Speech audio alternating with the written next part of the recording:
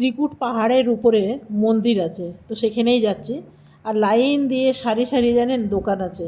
তবে এইখানে দেখলাম কি রুদ্রাক্ষ খুব সস্তা আছে, 10 টাকা 20 টাকা। আমি কিনেছি একটা জানেন, একমুখী কিনেছি, একটা 2 মুখী কিনেছি, আর একটা 3 মুখী।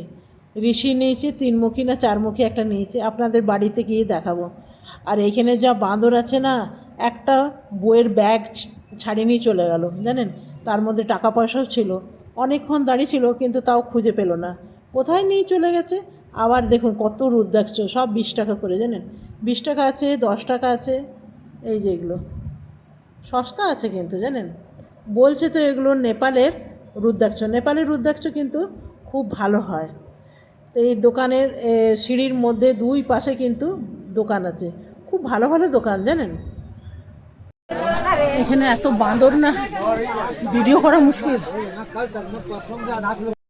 এই হলো গণেশ ভগবানের মূর্তি, আরও আছে নিচে, চলুন আপনাদের দেখায়।